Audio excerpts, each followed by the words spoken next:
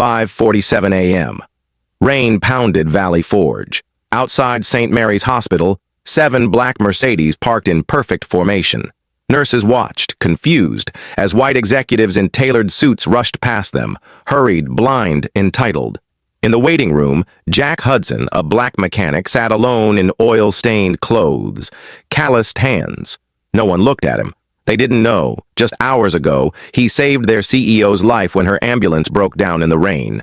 Jack had helped, knowing it might cost him everything, and it did.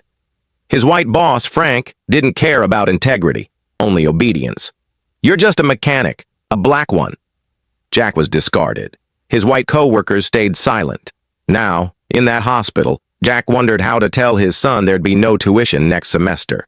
But upstairs, the woman he saved, Ella Lenana Thompson, was already making calls. She didn't see color. She saw life. And the man who chose to save it. Within 24 hours, Jack's quiet defiance, punished because of race, would rewrite both their lives forever. Before we continue, comment where you're watching from, and don't forget to subscribe.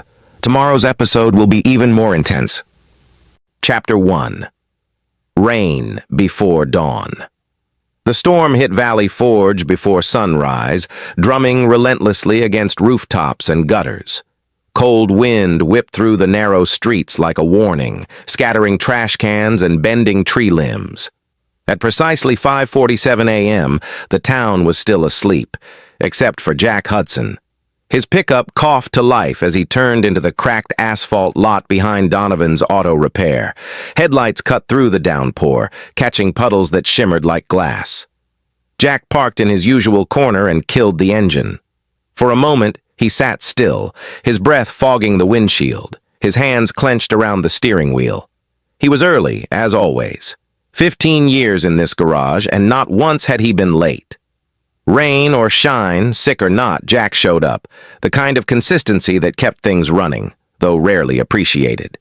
He stepped out into the rain, pulling his hood up and hunching his shoulders. The shop lights were still off, the bay doors locked. No one else had arrived yet. Jack keyed in the side entrance, wiped his boots on the mat, and walked into the break room with the familiarity of a man who could navigate it blindfolded.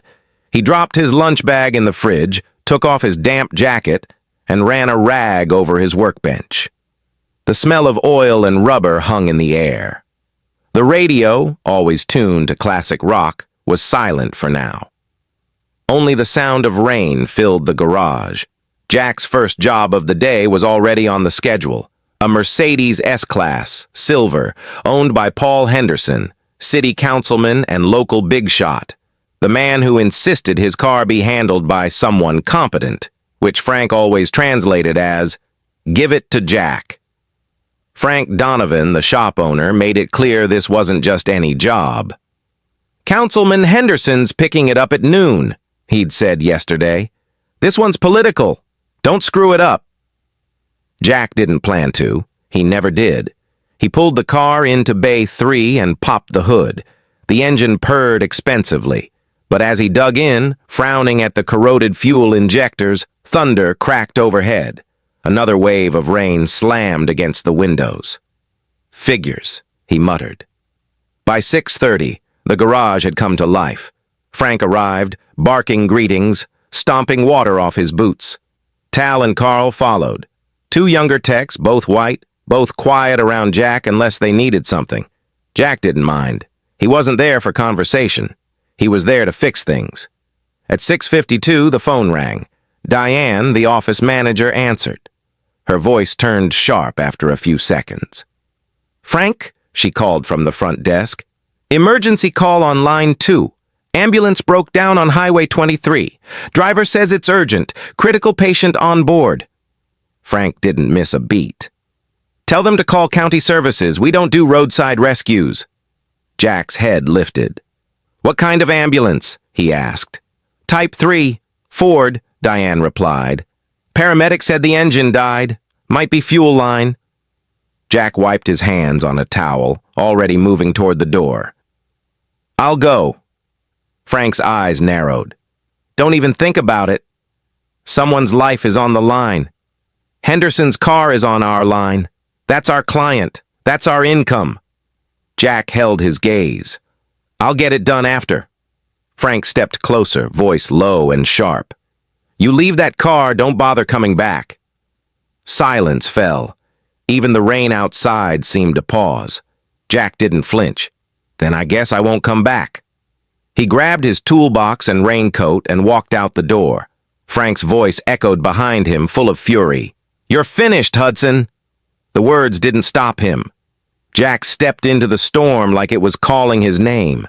By the time his truck pulled onto Highway 23, the rain was heavier, slicing across the windshield like knives. But Jack's hands were steady on the wheel. Years in the Army had taught him that timing mattered, that some moments required action, no matter the cost. A pair of flashing lights emerged from the curtain of rain. He pulled up behind the stranded ambulance and jumped out. Miguel Rodriguez, the paramedic, stood by the hood. Jack, man, am I glad to see you. What's the problem? Engine died. 58-year-old female in back. Heart attack, we're running out of time. Jack nodded, already popping the hood. Let's get her moving. Rain poured down his back. His fingers moved fast, precise. He spotted a crack in the fuel line, a loose connection on the electronic pump. He turned to Miguel. I need duct tape and a clamp. Minutes passed. The fix wasn't perfect, but it was enough. Try it now, Jack called. The engine sputtered, then roared to life. Miguel whooped. You're a damn hero, Jack! Jack just shook his head. Get her to the hospital. Fast! As the ambulance sped off, siren wailing into the rain, Jack stood alone by the roadside, soaked, jobless, and unsure what he'd tell his son that night. But something deep in his chest told him this. He did the right thing, even if no one else ever saw it. Chapter 2. The Councilman's Clock. By the time Jack returned to Donovan's auto repair, the storm had calmed, but not the tension inside. His truck pulled into the lot at 10:02 a.m., 2 hours and 15 minutes after he'd left. The Mercedes was still in Bay 3, untouched since he'd abandoned it to save a stranger's life. He stepped out, water dripping from his sleeves, toolbox gripped in hand. Frank was waiting at the bay door. Jack didn't say a word as he walked past. I told you not to go, Frank snapped. I'll finish Henderson's car. No, you won't. Frank stepped in front of him. You're done here. Jack blinked the water from his lashes. You're serious. Frank crossed his arms, his pale face already turning red. You left a client's car, an important client, for some roadside fantasy. You think we're in the business of charity? Someone was dying. And someone's paying our bills. Jack set the toolbox down carefully. Give me an hour. I'll get it done. Frank leaned in, his voice cold. You think you can walk out on this shop because of some bleeding heart moment and come back like nothing happened? You don't make those calls here. I do. And I say you're fired. From the other bays, Carl and Tal watched in silence. Diane stood frozen near the office, uncertain if she should interrupt. The air in the garage was thick with something unspoken, an edge that had always been there, just beneath the surface. Frank took a step closer. You're a mechanic, Jack. A good one. But don't ever mistake yourself for more than that. Jack felt the words like a slow punch to the gut. A mechanic. A black mechanic. Know your place. That's what Frank meant, even if he didn't say it aloud. 15 years, thousands of hours, no missed days, no complaints. The guy you called when no one else could figure it out. And none of that mattered now, because Jack chose a human life over a luxury engine. Frank turned away. Get your things. You're done. Jack opened his locker slowly, hands quiet and calm. Inside were his tools, well used, well kept, and his. The kind of equipment you don't just own, but earn. Each wrench had history. Each ratchet had seen more underbellies than Frank ever would. Carl walked over as Jack packed up. This isn't right, he muttered. Jack gave him a tired smile. It's okay, Carl. No, it's not. You saved someone's life. Yeah, and I'll sleep fine tonight. He shut the toolbox with a soft click and walked past the others, his boots squeaking on the wet floor. Diane stepped forward as if to say something, but words failed her. No one tried to stop him. No one stood up for him. That was louder than anything Frank had said. Outside, the clouds were breaking. Slivers of light fell on the pavement, but it didn't feel warm. Jack loaded his tools into the truck and got in. The silence in the cab was heavier than the rain had been. His phone buzzed. Thomas. His son's name glowed on the screen. Jack stared at it for a moment before answering. "Hey, Dad!" Thomas's voice was upbeat, unaware of the storm behind the storm. "I just got my schedule for next semester, full course load, but I think I can handle it." Jack closed his eyes. His throat felt tight. The words sat heavy on his tongue. "That's great, son," he said, managing a steady voice. "We'll talk about it tonight, okay? Everything all right?" Jack hesitated. "Just a rough morning. Nothing to worry about." After the call ended, Jack sat motionless for several minutes. He stared at the garage that had been his second home for a decade and a half, until today. He started the truck. The engine hummed beneath him like it always did, steady, familiar, the only thing that hadn't turned its back. And then he drove away. Not because he had a plan, not because he had a next step, but because standing still had never been his way. Chapter 3. Emergency Room. Silence. The Crossroads Diner was mostly empty when Jack walked in, soaked and exhausted. Helen Martinez, the longtime waitress and owner, raised an eyebrow as he entered, tracking the water dripping from his coat and the slump in his shoulders. Jack wasn't a man who usually looked tired, but today, everything about him sagged. "You're early," she said, coffee pot already in hand. "Things change," Jack murmured, sliding into his usual booth. She poured the coffee and studied his face. "What happened?" He sipped. The heat grounded him for a moment. "Helped an ambulance that broke down on Highway 23. "In this rain?" He nodded. "Critical patient. They weren't going to make it unless someone did something." Helen tilted her head. "Sounds like you did something good." "Boss didn't think so. Fired me." She froze. "You're kidding." Jack didn't respond. He stared out the window, where the storm had started to weaken. Light filtered in through a gap in the clouds, making the diner's aluminum trim glint faintly. "That's insane," she muttered. Jack shrugged. "I made a call, and I'd do it again." Helen leaned forward. "That ambulance, you know who was in it?" He shook his head. "Ella Lenina Thompson," she said quietly. Jack blinked. "Who?" "CEO of Meridian Motors. She collapsed during a meeting, heart attack. They were rushing her to St. Mary's, but then... well, you know the rest." Jack's fingers tightened around the coffee cup. He didn't know what to say. "She's the reason half this county even has jobs," Helen continued. "If they hadn't gotten her there in time..." Jack looked down at his hands, still stained with oil and rain, still shaking slightly from adrenaline and cold. He had saved someone's life, someone powerful, but that hadn't mattered to Frank. He left money on the table and stood. "I need to check that ambulance, make sure the repair holds." Helen nodded. "That's you, Jack. Always finishing the job." At St. Mary's Hospital, the parking lot shimmered with puddles. The air smelled of antiseptic and wet concrete. Jack made his way around to the emergency bay and found Miguel Rodriguez leaning against the side of the ambulance. "Hey," Miguel said with a grin, straightening. "I was hoping you'd show." Jack gave a tired smile. "Everything hold?" "Got us here, but the engine still sounds off. Hospital maintenance took a look, but this isn't their specialty." Jack popped the hood again. "Let me finish what I started." Miguel stepped aside. While Jack worked, Miguel filled him in. "That woman?" "Thompson?" Her heart stopped right as we pulled in. 5 more minutes, and... He trailed off.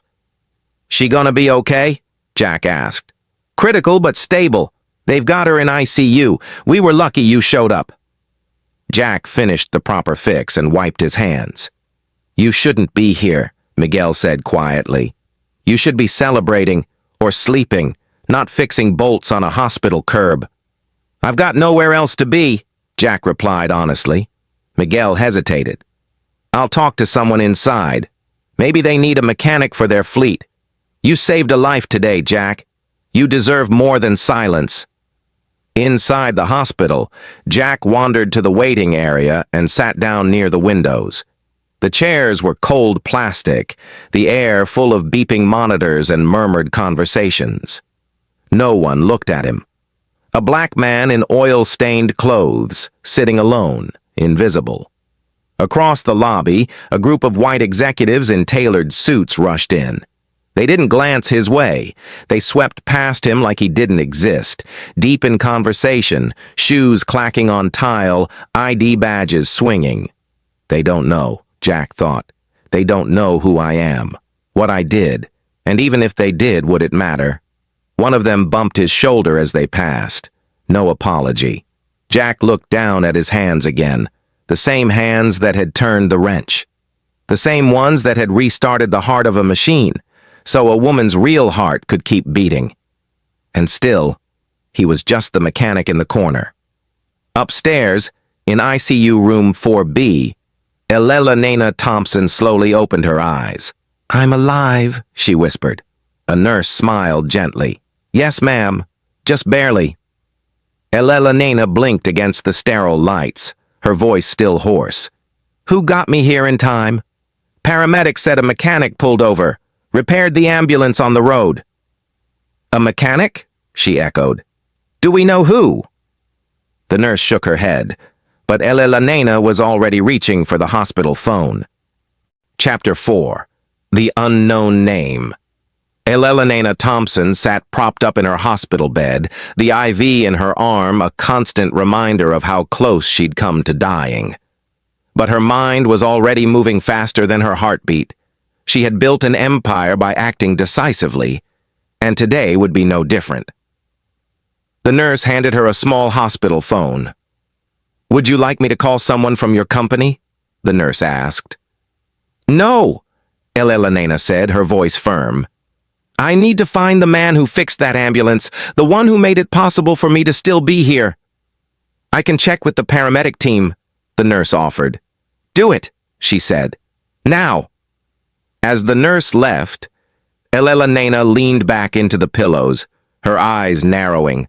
She didn't remember the man's face, only the moment the ambulance lurched back to life, the sensation of movement, the siren, the overwhelming relief as her chest screamed and the hospital doors rushed toward her. She owed someone her life, and she didn't forget debts. Downstairs in the waiting area, Jack was still there, still invisible. The executives in suits had gone upstairs. Nurses walked past him without acknowledgement.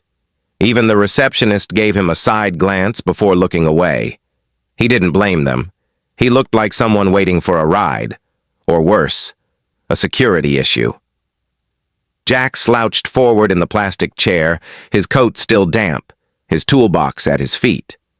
Beside it, a folded brochure from the community college his son Thomas wanted to attend. Tuition wasn't cheap, and now, without work, it felt impossible. He picked up his phone and stared at the screen. No new messages. He considered calling Thomas, but what could he say? "Hey, son, I got fired today, but don't worry, I saved someone's life instead."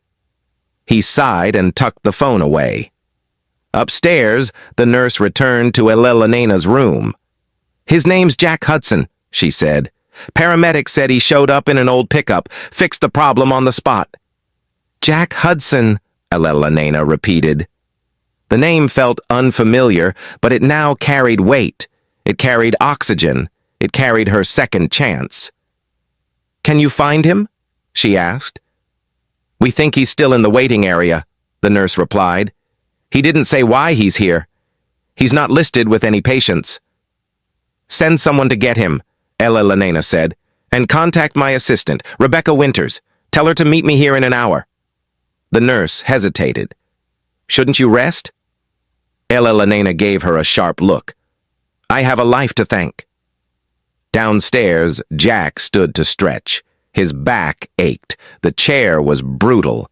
He was considering leaving when a voice called his name. Mr. Hudson? He turned. A nurse smiled at him politely but carefully, like she wasn't sure who she was speaking to.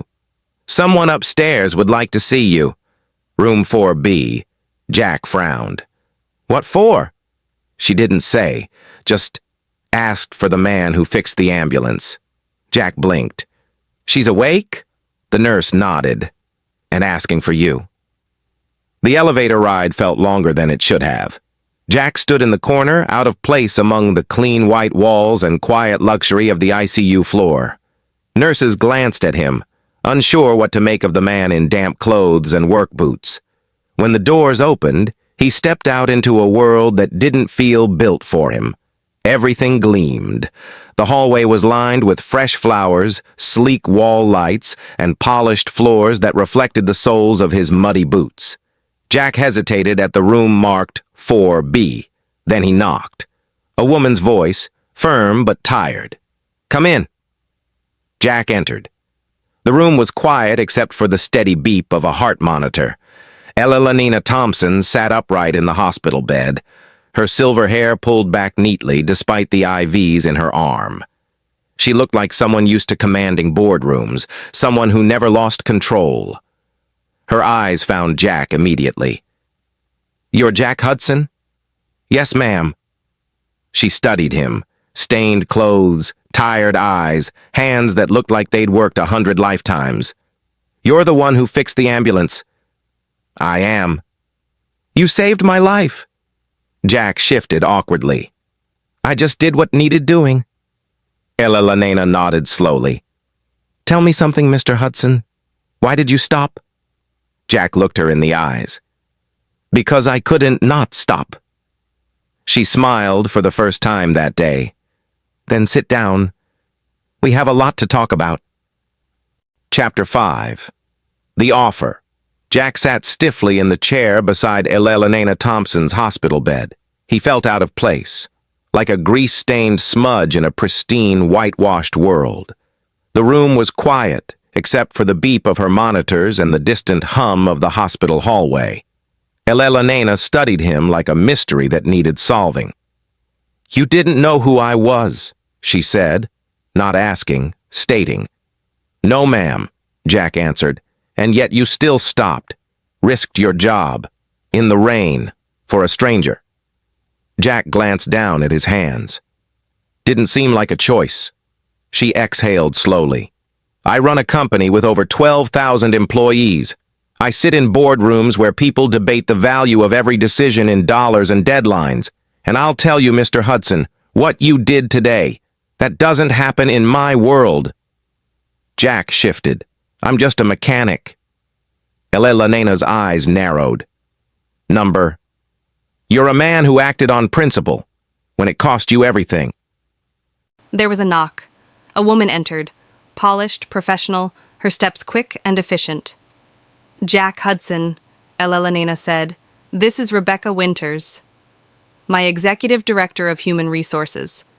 Rebecca offered a handshake, but her eyes held curiosity, not politeness. He's the one? She asked Elena. He's the one. Rebecca looked back at Jack. We've been expecting someone taller. Jack smirked despite himself. Sorry to disappoint. Elena leaned forward, her voice sharp again. Rebecca is going to draft a formal offer. I'd like you to join Meridian Motors. Jack blinked. What? In our Special Projects Division, you'd be working with our engineers, helping improve real-world performance and safety. I've already spoken to our Chief Technical Officer. Hold on, Jack said, sitting back. I'm a shop guy. I don't wear suits. I don't have degrees.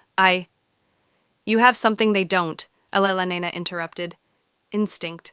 Real-world knowledge. Moral clarity. You see what's broken, and you fix it. We need that. Jack shook his head slowly. You don't know me.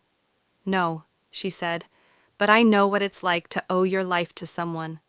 He looked at her, the CEO lying in a hospital bed, still wired to machines, but speaking like a woman who had already planned her next 10 moves.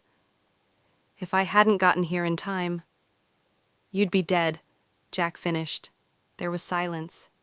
Then she nodded. Yes, and now I'm offering you a seat at the table, not as a favor, but because I believe you can help us build something better. Rebecca stepped forward.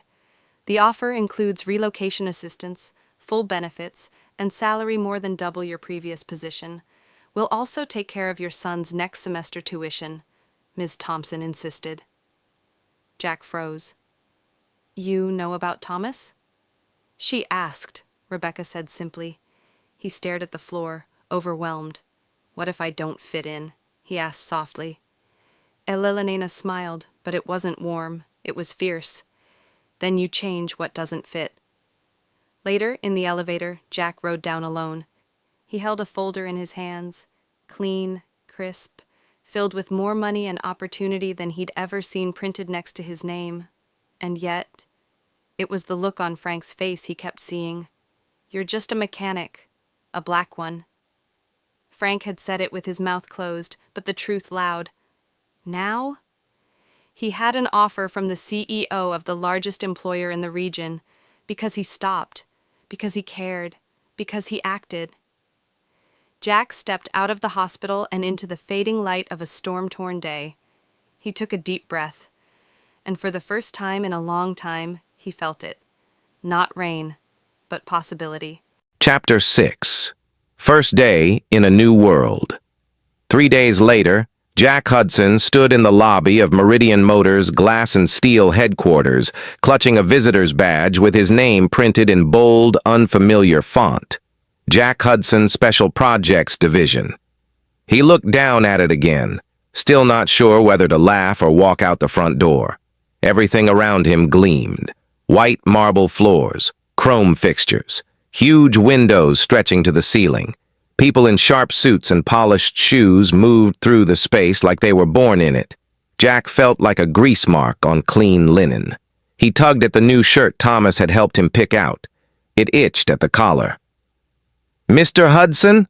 a voice called. He turned.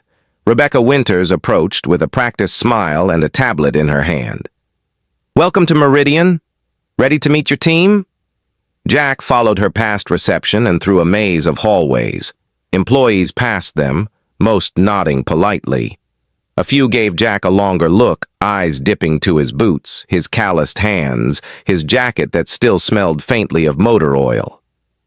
"Some of them know," Rebecca said quietly, sensing his discomfort. "Know what?" "That you're him." Jack raised an eyebrow. "The mechanic," she clarified. "The one who saved Ms. Thompson." He said nothing. Rebecca opened a door with a security badge. "You'll be working here." Jack stepped into a large, open room full of desks, monitors, and glass-partitioned labs.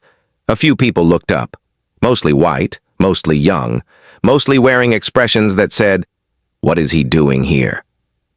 "David Taylor will be your team lead," Rebecca continued, gesturing toward a tall, lean man in his 30s who looked like he spent more time in simulations than under a hood. David walked over, hand extended. "Jack, right? Heard a lot about you."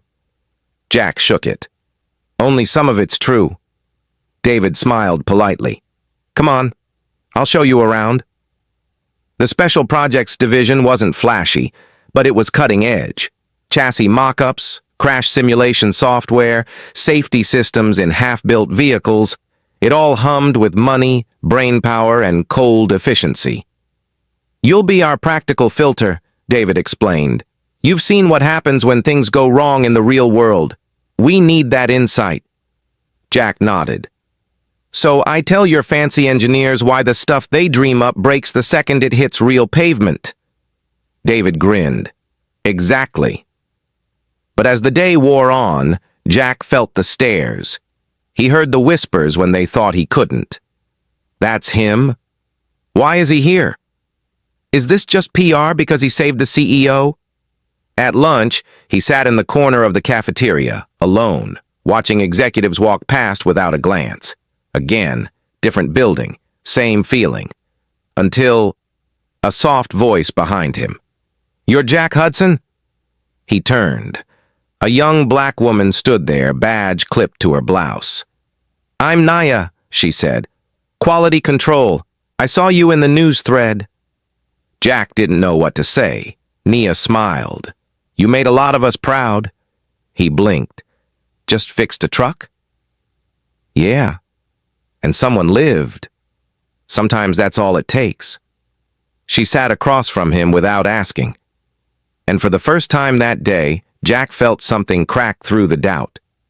Later that afternoon, he was handed his first challenge, a prototype vehicle with inconsistent crash test results.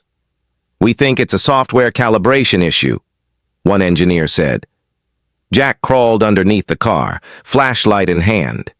15 minutes later, he stood up. "It's not software." The room went quiet. "It's a structural flaw. Your material mix is off. This panel's flexing under pressure." Silence. Skepticism. Then David examined it himself. An hour later, a simulation confirmed it. Jack was right. David clapped him on the back. "Good eye!" Jack just nodded. But inside, he felt it. He wasn't just a mechanic anymore. He was the man they fired, the man who saved a life. And now, he was the man changing the machine from the inside out. Chapter 7. A seat at the table. 3 weeks into the job, Jack was starting to find his rhythm. Every morning he clocked in early, before most of the engineers arrived. He liked the quiet, the hum of machines warming up, the smell of metal and coffee. It reminded him of the shop, except this one had clean floors and whiteboards filled with formulas he didn't bother pretending to understand. But he didn't need to. His strength wasn't in numbers. It was in feel, in knowing, just by sound or touch, when something was off. It was a kind of intuition that couldn't be taught, and it was why Elelena Thompson had brought him here. Still, Jack didn't expect to be summoned upstairs, certainly not to the top floor. "Miss Thompson wants you in the boardroom," Rebecca told him, her voice carefully neutral. Jack wiped his hands on a rag, frowning. "Why?" "She's making a case," Rebecca said, "and you're part of it."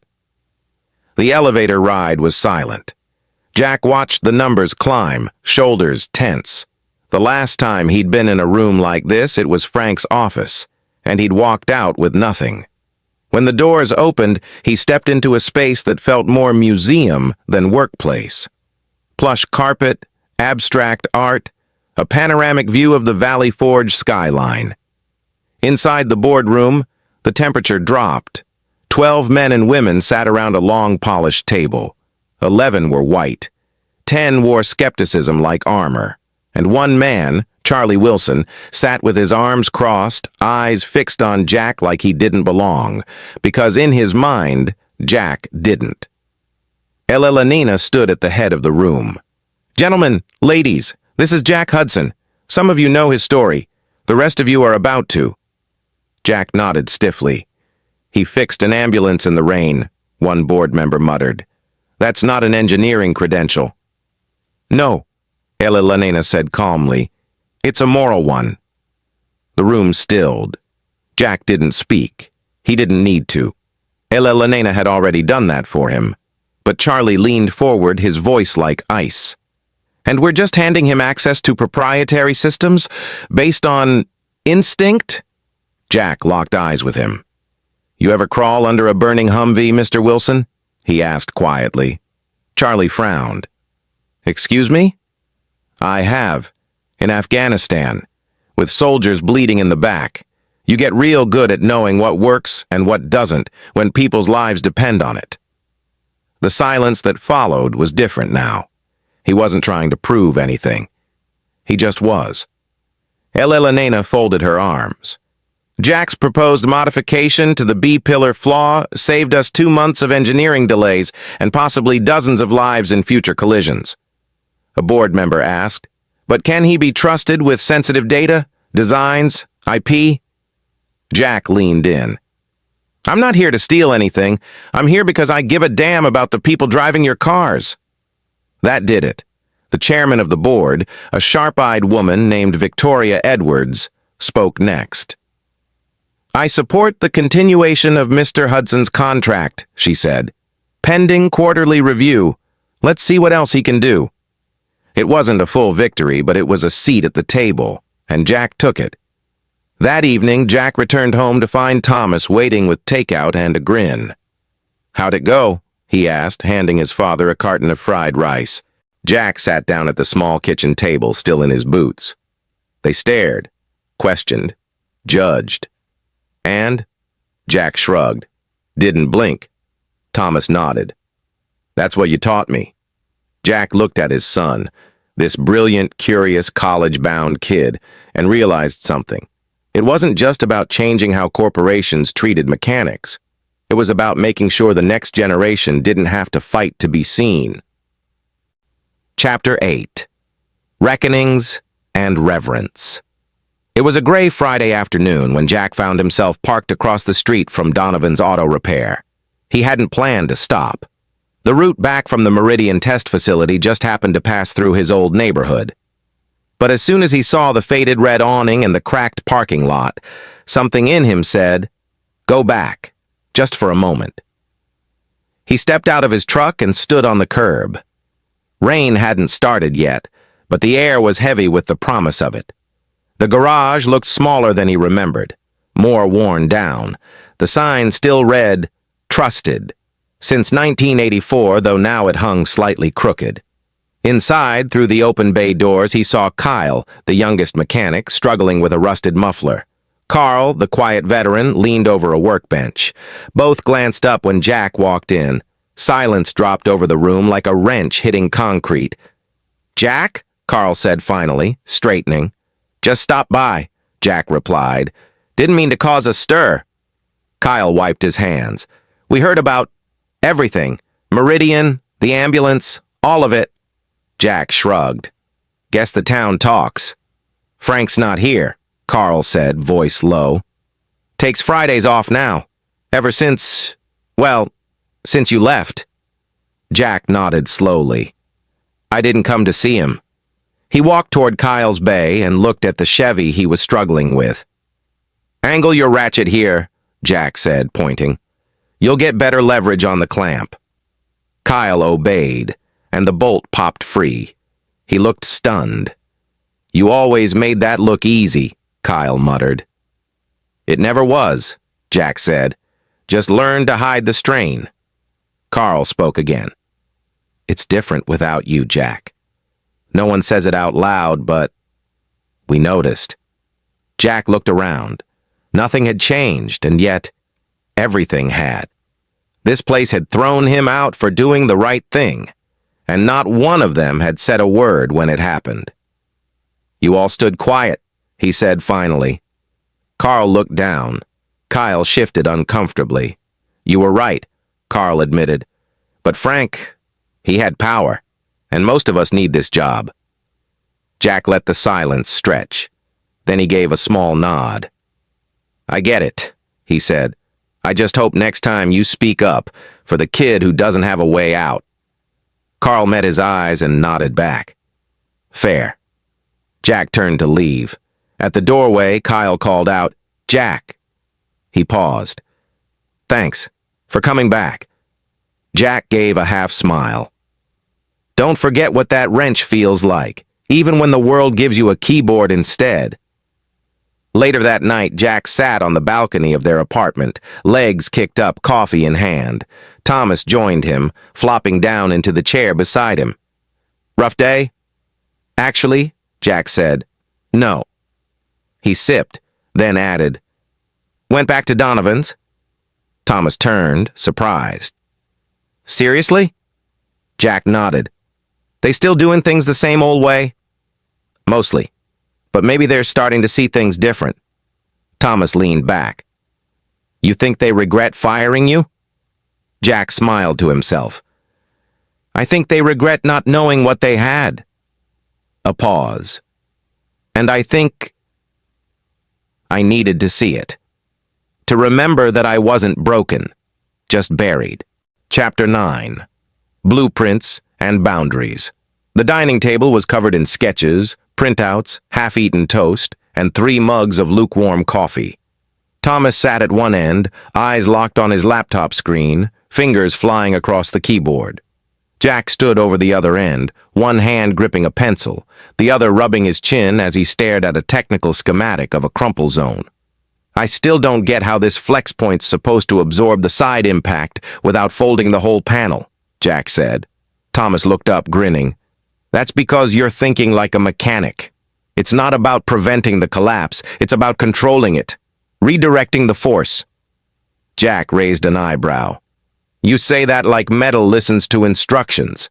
It does, Thomas said, if you design it right. They both laughed. This had become their new routine. By day, Jack was in Meridian's safety lab, translating years of field experience into actionable design improvements. By night, he was mentoring and being mentored by his son. Thomas had been accepted into the summer engineering program at Meridian, and as much as Jack wanted to celebrate that victory, he also felt a quiet pressure growing between them. The boy was becoming the man, and the man still wasn't sure he deserved to be here. A week into the internship, Thomas joined Jack in the test lab. David, Jack's team lead, handed Thomas a pair of goggles and a clipboard. You're not just here to take notes, David said. We expect you to challenge things, even your dad. Thomas smiled. He'd be disappointed if I didn't. Jack gave him a side eye. You sure about that? But deep down, he was proud. Proud that Thomas was walking into rooms Jack himself had once been shut out of. Proud that he carried himself with both confidence and humility. And maybe most of all, proud that in a place where people once saw Jack as less because of the color of his skin, his son was being recognized for his mind. That afternoon, in a design review meeting, Thomas made his first pitch. He stood at the whiteboard, hands steady, voice clear. I believe we can add a secondary curvature layer here, he said, pointing to a section of the vehicle's structural model. It'll redirect force more efficiently, without compromising cost. The room was quiet for a beat. Then Sandra, one of the senior engineers, nodded. That's actually brilliant, she said. Where'd you learn that? Thomas glanced at Jack. Experience, and someone who sees what others miss. Jack looked away, blinking fast. That evening, they walked to the diner they used to go to when times were leaner. As they waited for their food, Jack asked, You like it? Being part of all this? Thomas nodded. Yeah, but sometimes it's a lot. Because of the pressure? No, Thomas said. Because of the way some people look at me when I walk in. Like they're waiting to see if I belong. Jack exhaled, long and slow. I know that look. Yeah, I figured you do. Jack reached across the table, put a hand on his son's. You don't have to prove anything to them, Thomas. Just build what they can't and let them catch up. Thomas smiled. I learned that from you. Thomas paused, then looked over. Dad? Yeah? Did you ever feel like speaking up just made things worse? Jack exhaled. Yeah, a lot. But you still do it. Jack turned to him. You have to, or they win. Thomas nodded slowly. Then I'll speak up too. Chapter 10. Breaking Glass and Ground. The crash test video played on a loop. Again and again, the Meridian SX prototype struck the barrier. And each time, Jack saw the same problem, the same split-second structural collapse. It was subtle, almost invisible to the untrained eye. But Jack had seen vehicles twisted in the real world, on roads, in ditches, in war zones. He knew what failure looked like, even when dressed in simulations. They keep saying the numbers are within limits, Sandra muttered beside him. Jack shook his head. The numbers are wrong. Then say that, David added, arms crossed. At the executive review tomorrow. Jack turned to him. You think they'll listen to me? They'd be stupid not to. You saved their flagship model last time. Jack wasn't so sure, especially after last week's passive-aggressive comments from a VP during a safety committee call. Stick to mechanical advice, Hudson. We don't need political commentary. That had been code, not even subtle. Jack had raised concerns about test vehicles being rushed through safety checks to meet deadlines. And the only thing the VP saw? A black mechanic talking too much. The next morning, the executive review room was full. Elena wasn't there, still in back-to-back board meetings, but Jack had been invited to present his findings anyway. He stood at the front of the room, laptop open, graphs and video frames projected on the screen behind him. This isn't a software glitch, Jack said plainly. It's a material compromise. If we launch with this design, someone's going to get hurt. The room went quiet. Charlie Wilson, stone-faced as ever, leaned forward. You're talking about a half-millimeter shift in a support beam. No test dummies triggered? You expect us to halt production for that? Jack met his gaze. I expect you to care more about people than the quarterly report. There it was, the crack in the room. A few execs looked at their shoes. Others frowned. But no one said anything. Not until a voice at the back cleared her throat. It was Victoria Edwards, the board member who had supported Jack back in Chapter 7. I'd like to hear more about this proposal, she said. Show us your alternate design. Jack clicked to the next slide. His voice didn't waver.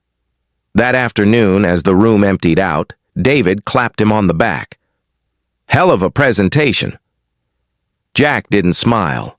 He was still thinking about Charlie's stare, still hearing that silence, the one that came when a black man dared speak up against pressure. Sandra approached. They respect you, Jack. No, Jack replied, packing up his things. They tolerate me. That's different. She was quiet for a moment. Then, maybe. But tolerating becomes listening, and listening becomes changing. He looked at her. That's how glass breaks, she added. One crack at a time. When Jack returned home that night, he found Thomas on the balcony, laptop open, charts on the screen. What's this? Jack asked, settling into the chair beside him. Just some stress simulations I'm running for fun, Thomas said with a sheepish grin. Jack laughed. Nerd. You raised me. Chapter 11. When the Past Calls. The call came just after 7 p.m. Jack had just finished washing up, the smell of engine grease still lingering on his hands. He was halfway through slicing an apple when his phone buzzed with a number he didn't recognize. Jack Hudson, he answered, expecting another follow-up from HR. Hudson, the voice said, gravelly, familiar. You still remember your CO? Jack froze. Louis? Damn right. The voice of Command Sergeant Major Louis DeWitt could still stop a room cold. And for 8 years, it had stopped Jack more than once. What's going on? Jack asked, sliding onto a kitchen stool. I heard you're making noise at Meridian Motors, Louis said. Thought I'd check if it was true. Thought maybe you'd gone soft in civilian life. Jack chuckled. Depends who you ask. My new VP probably thinks I'm an insurgent, Louis laughed. Sounds about right. Then his tone changed. We've got a situation. A vet, former motor pool like us. Got hurt, laid off, now bouncing around temp work. Kid's smart, but no one'll give him a shot. Jack sat straighter. What do you need? I was hoping maybe you could get him an interview at Meridian. Jack blinked. Me? You've got a badge now, Hudson. Use it. The next morning, Jack walked into Rebecca Winter's office. I want to recommend someone, he said. A vet, mechanic background. Real sharp, Rebecca nodded. Meridian has a veterans placement program. Send me his name and experience. Jack hesitated.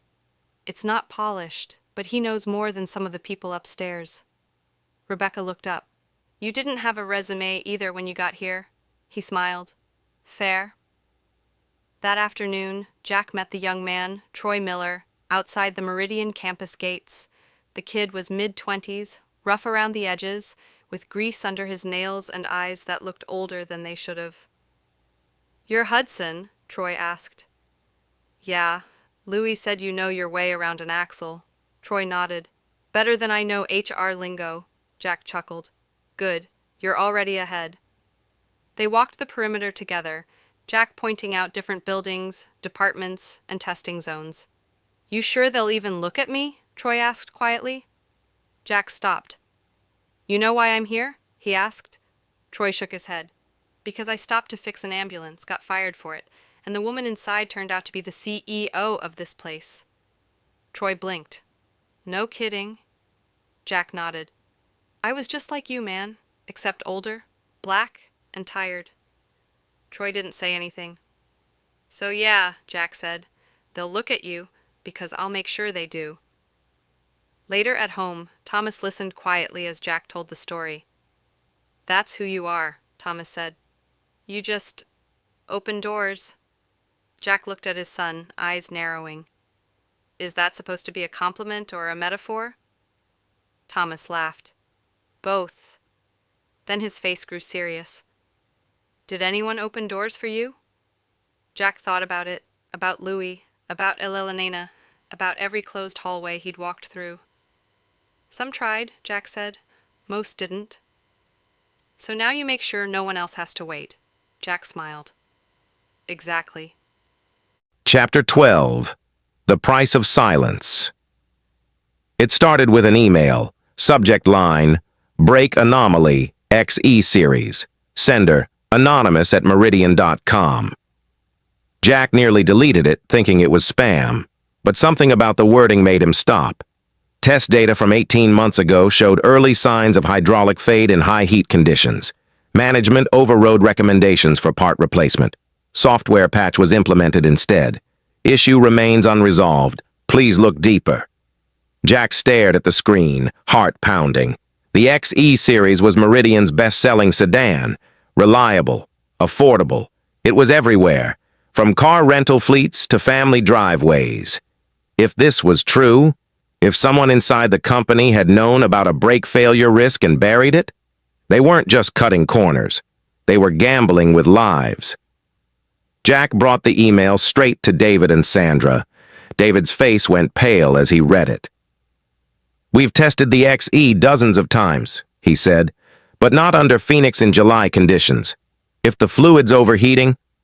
Sandra nodded grimly. "You could lose pressure without warning, especially downhill braking." "Let's run simulations," Jack said. "High heat, repeated stop and go, steep gradient." "What if the email's fake?" David asked. Jack's jaw tightened. "And what if it's not?" 3 days later, the simulations confirmed Jack's worst fears. Under compounded stress, the brake system on the XE did fail. Not every time, but enough to matter.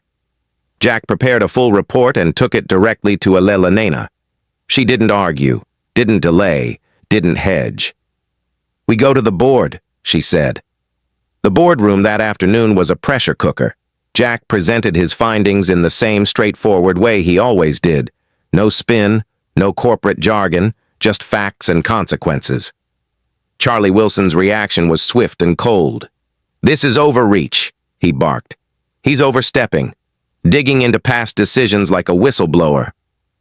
"I am a whistleblower," Jack replied calmly, "if that's what it takes to keep people alive." "You're calling for a recall?" another board member asked. "On our flagship model?" Jack nodded. "Yes," Charlie exploded.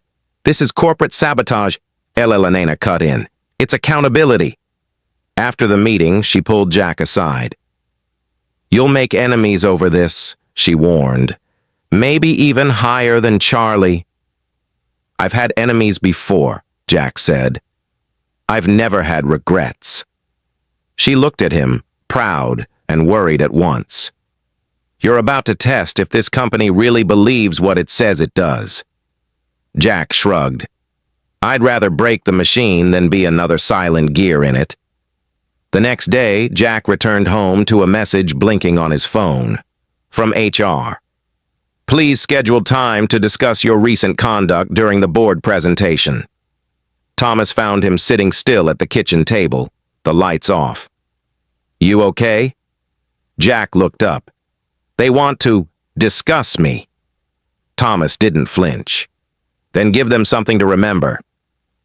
Chapter 13. A Company at War. The first headline dropped at 7:42 a.m. Meridian Motors faces internal turmoil after safety concerns raised over XE braking system. Jack hadn't spoken to the press, but someone had. By noon, the story had gone national. A credible safety risk in one of the country's most popular sedans. An anonymous whistleblower, a black mechanic turned director at the center of it all. Suddenly, Jack's quiet fight wasn't quiet anymore. In the office, tension crackled through the air. Executives kept their heads down. Engineers whispered in break rooms. Every time Jack entered a space, conversations died mid-sentence. He wasn't just the mechanic anymore. He was a threat to the system. But something else was happening too. People who once ignored him now made eye contact. The junior staffers, especially the few black and brown employees, nodded when he passed. Even Troy, the young vet Jack had helped bring in, stopped him outside the elevator. You did the right thing, he said, no matter what they say. Jack nodded, but his jaw was tight. He could feel the storm building. Charlie Wilson called an emergency board session, and Jack was not invited. But Elena was. She stormed into Jack's office afterward, slamming the door behind her. They tried to suspend you, she said. Claimed you leaked the report. Did they vote? 6-5. Against suspension, barely. Jack exhaled. Charlie's pushing for limited regional recalls only, she continued. It won't be enough. He's protecting stock price, Jack said flatly. Exactly. You're protecting lives. She sat across from him, eyes fierce. So now I need you more than ever. Jack looked at her, serious. You want a full recall, don't you? I want this company to mean what it says. He nodded. Then we fight. By week's end, Jack had mobilized a small but vocal alliance. Engineers, field testers, even legal advisors. Sandra and David stayed late with him every night, rerunning stress simulations, organizing customer complaint logs, assembling every document they could find. The data was damning. The case, airtight. But the resistance, fierce. Charlie leveraged every connection he had, calling in favors, spinning the narrative, painting Jack as a disgruntled outsider who never belonged in the boardroom to begin with. He's just a mechanic, one leaked memo said. Unqualified, emotional, and dangerous. On Friday night, Jack sat on the balcony with Thomas. The sun was low, the city lights beginning to blink on. I ever tell you about that Humvee in Kandahar? Jack asked. Thomas shook his head. Blew the axle out, dust and shrapnel everywhere. I crawled under it with a torch, no time, no backup, and the driver bleeding out inside. Thomas swallowed. What happened? I fixed it. Drove that damn thing on 3 wheels and a prayer. Got him back. He looked out into the horizon. This recall? It's the same thing. You're still in the dirt, Thomas said quietly. Jack nodded. Still under the machine. Chapter 14. The Reckoning. The boardroom was packed, 12 seats filled, legal counsel present, cameras off, but tension thick enough to cut with a torque wrench. Jack sat at the far end, no title card, no invitation, but Elena had insisted he be there. This is your fight as much as mine, she'd said. Charlie Wilson sat stiffly across from her, flanked by 2 longtime board allies. His lips were tight, jaw clenched. He was ready for blood. This emergency session, he began, is to vote on the XE recall. Our options are full-scale, partial, or none. No, Elena interrupted. This session is to decide whether we prioritize people or profits.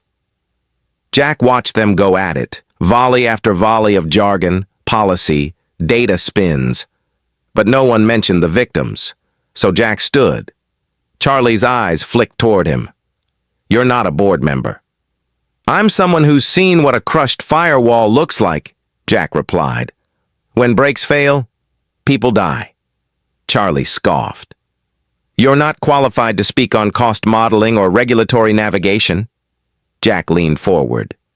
"You mean I'm not white, not Ivy League, and not someone who sits behind a desk guessing how the world works. But I am someone who knows what happens when your acceptable margin costs a father his daughter." Silence. Then Victoria Edwards, the board's safety oversight chair, spoke softly. "I've reviewed the independent findings. Jack's right, this can't wait." Charlie turned crimson. "You're voting against decades of fiscal responsibility." "I'm voting for integrity," she snapped back. The vote was close, 7-5. The recall passed. Jack didn't celebrate, didn't raise a fist, just exhaled, deep and long. It wasn't victory, it was survival. Outside the boardroom, Elena caught up with him. "You changed the course of this company today," she said. "I did my job." "No," she said. "You did more than that. You reminded us what the job is." Jack looked at her. "And what happens now?" She smiled. "Now we rebuild." Back home, Jack found Thomas waiting at the kitchen table, a news article open on his laptop. "Dad," he said, standing, "they're calling you the recall man." Jack groaned. "Please don't let that stick. They also say you're the first black director to lead a product-wide safety recall at a major U.S. automaker." Jack went quiet. "Didn't plan it," he said. "But you finished it," Thomas replied. "And you showed them who you are." Chapter 15. Legacy on the line. 2 months had passed since the vote. The XE recall was now in full swing. Jack's division, vehicle safety and performance, was busier than ever. New hires, expanded budgets, a seat at the table. But for Jack, the biggest shift wasn't in status. It was in respect. People now looked him in the eye, not because he had a badge, but because he'd earned what even power couldn't manufacture: trust. One morning, he found himself standing in the Meridian Motors Museum, of all places. The company had unveiled a new exhibit. Turning Points, the recall that redefined us. In the corner, a small plaque bore his name. "In recognition of Jack Hudson, whose integrity reshaped our future." Thomas stood beside him, reading the words in silence. "You ever think this would happen?" he asked. Jack chuckled. "I thought I'd retire fixing oil leaks. Instead, you fixed a company." Back at home, a thick envelope waited in the mailbox. Department of Transportation, Office of National Vehicle Safety. Jack opened it cautiously. Inside, an invitation. "We are pleased to inform you that you have been nominated to serve on the National Safety Advisory Board." He stared at the letter, then at Thomas. "I think they want me in Washington." Thomas grinned. "Guess we're not just fixing mufflers anymore." The next day, Jack drove out to the edge of town, back to where it all began, Highway 23. He pulled over near the curve where the ambulance had broken down that rainy morning. The road was quiet now, but Jack remembered it all. The thunder, the steam rising off the hood, the sound of a woman's heart failing just yards away. He knelt down, pressed a hand to the asphalt, not to relive the moment, but to remind himself, one choice, one moment, one man can change everything. When he got back in the truck, his phone buzzed. Thomas. "Don't forget dinner. I'm making Mom's meatloaf." Jack smiled. He'd almost forgotten what this was really about.